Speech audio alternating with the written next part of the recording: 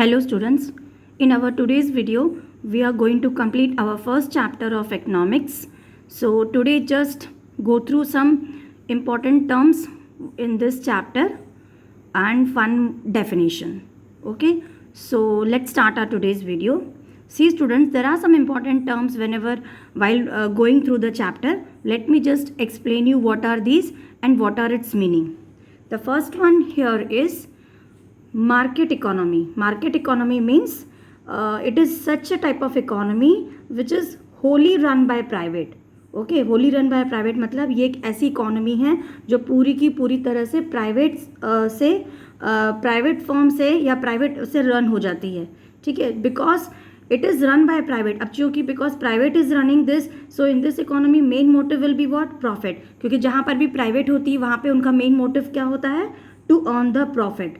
अगर वो हमेशा प्रॉफिट के ही बारे में सोचेंगे, मान लो प्राइवेट इकोनॉमी है, मार्केट इकोनॉमी है तो प्राइवेट इकोनॉमी है, if all the time if they are thinking about problem, तो फिर जो हमारी जो सेंट्रल प्रॉब्लम्स है, क्या है हमारी सेंट्रल प्रॉब्लम्स? जैसे what to produce, how to produce and for whom to produce. ये पढ़ा है ना हमने इस चैप्टर में. सो हु विल थिंक, अगर प्राइवेट के पास है तो उनके पास तो सिर्फ प्रॉफिट कमाना है, उनका मेन मोटिव प्रॉफिट होता है. So who will think for our central problem like how to produce, what to produce and for whom to produce. Okay, so this problem will never be solved, so because they are not interested in solving the problem of the economy, because they are in the private firm. So they will never think that employment कहीं पे हो रहा है कि नहीं हो रहा, whether the people are getting jobs or not. It is just a type of economy in which total allocation का मतलब होता है कि मतलब distribution. Allocation means what? Distribution of resources.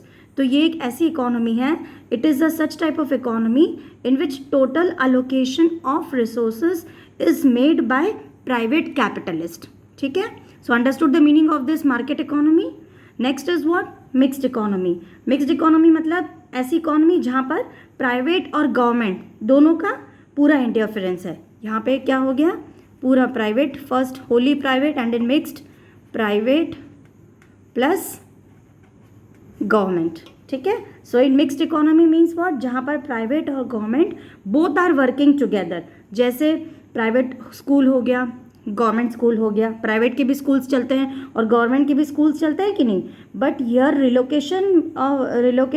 Allocation मतलब क्या होता है? जैसे किसको कितना मिलेगा. Allocation of resources means who will get how much. So here allocation of resources will be decided by only the government of the country. Third is central planned economy. Central planned economy मतलब ये एक ऐसी economy है जहाँ पर काम कौन कर रहा है? Only government will be doing the work. So in case of central planned economy, government का मेन मोटिव क्या होगा? अब गवर्नमेंट अगर जहाँ पे सिर्फ काम कर रही है, here you can write down only government. अब जहाँ पर सिर्फ गवर्नमेंट अगर काम करेगी तो government will never think only for profit. ठीक है, so here government is not going to think only for earning profit. ठीक है, so what will happen? Government will think for हुम?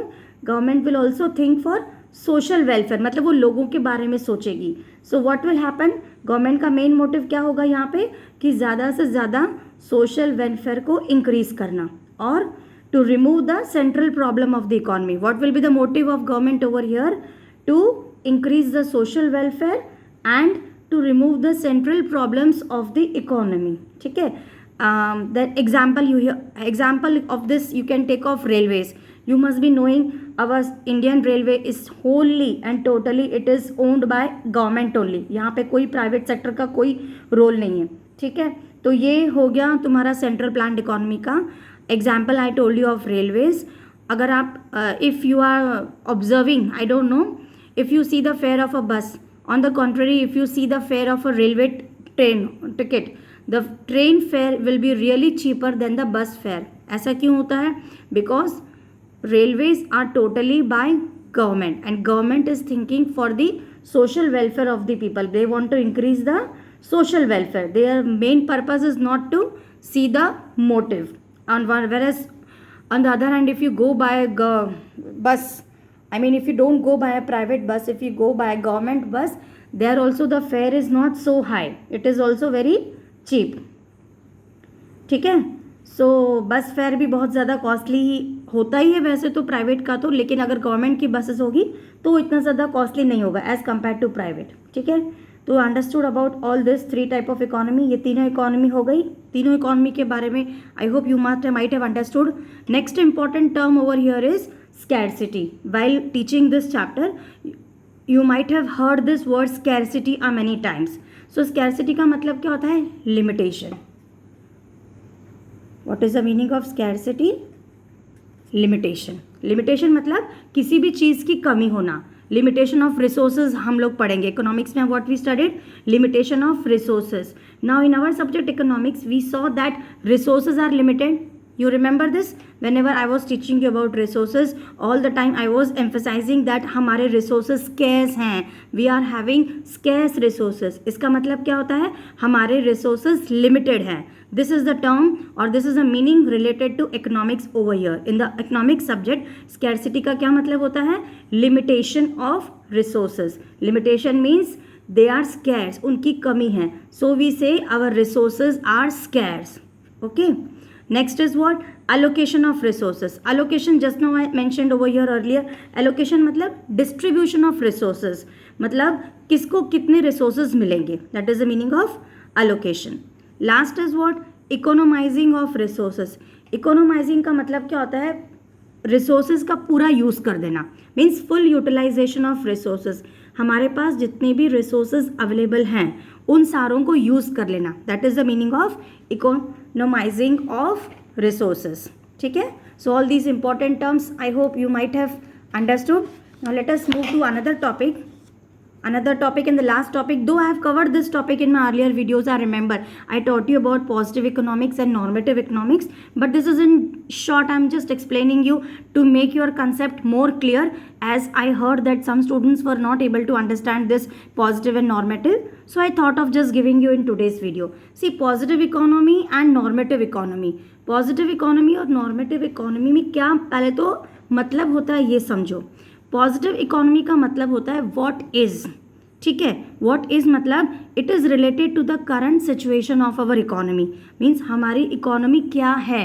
व्हाट इज का मतलब what is the situation of our current economy, ठीक है. और नॉर्मेटिव इकोनॉमी का meaning क्या होता है? What ought to be. What ought to be means what should be. हमारी इकोनॉमी कैसी होनी चाहिए. एक होता है ना we think what is present, this is means present, and this is ideal economy. Ideal हमारी इकोनॉमी की सिचुएशन कौन सी होनी चाहिए. So it is related to ideal situation of our economy. What ought to be का मतलब होता है it is related to the ideal situation of the economy. मतलब वो बेस्ट चीज़ जो हमारी इकोनॉमी के लिए हो सकती है. That is the meaning of normative economy. Now here if you take an example of positive economy, मतलब पॉजिटिव मतलब क्या? Current. It is related to the current situation. So current economy में हमारे क्या क्या प्रॉब्लम्स हैं हमारी कंट्री में. You all are very much well aware, but just I am giving you example over here. See, our country's population is increasing day by day. It is round about 128 crore. So I have written the population of our country is more than 120 crore. What it is? This is the fact. Means this is the current situation that our country's population is rising at a very rapid rate. So our population is more than 120 crores. Okay. और normative में आप इसके opposite में क्या example ले सकते हो? Government should implement some new programmes for eradicating poverty. Another problem over here in positive economy is what? Our poverty rate is increasing day by day. As you all know हमारी country के कौन कौन से problems हैं. एक तो population is increasing, then poverty rate is also increasing day by day. So what in normative economy में क्या होना चाहिए? Uh government should implement some new programmes. कुछ नए प्रोग्राम्स गवर्नमेंट को लाने चाहिए जिससे हम लोग पॉवर्टी की प्रॉब्लम को क्या कर सकें? कम कर सकें. और एक एग्जाम्पल आप ले सकते हो पॉजिटिव में, that inflation. Inflation means what? Price rise. Means prices are constantly rising. Okay. What is the third point? Prices are constantly rising in our country. This is the current problem. This is the current situation of our country. And here in normative what you can say?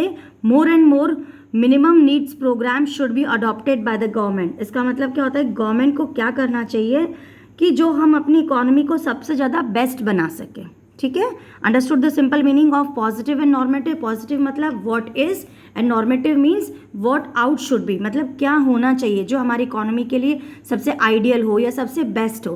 That is the meaning of normative economy. In short, positive economy का मतलब ये होता है it is the current situation of our country, and normative economy means the best situation which we can have for our economy. Okay students, so this was all about positive economy and normative economy. Before I wind up this chapter, let me just give you a recap कि हमने इस chapter में क्या क्या पढ़ा, so that you can also recap in your mind कि आपको इतना आता है कि नहीं आता. First of all, we started about the economy meaning. First video I gave you the what is the meaning of economics. Then in the introduction, after the introduction part, we studied about central problems of the economy. After the central problems or central problems हमने क्या क्या पढ़ा, what to produce, how to produce and for whom to produce. Then after that we studied what? We studied all the PPC related things. ठीक है, PPC से related जो भी है मैंने सारा explain कर दिया है. Then we studied what? Opportunity cost, और in points also in PPC we have studied. So all that's why I said PPC related things we have studied. Opportunity cost also I have covered in the earlier video. And last was this important terms which are used in this chapter. Okay, with this we are completing our first chapter. In our next class we will study the second chapter of economics. Thank you for watching.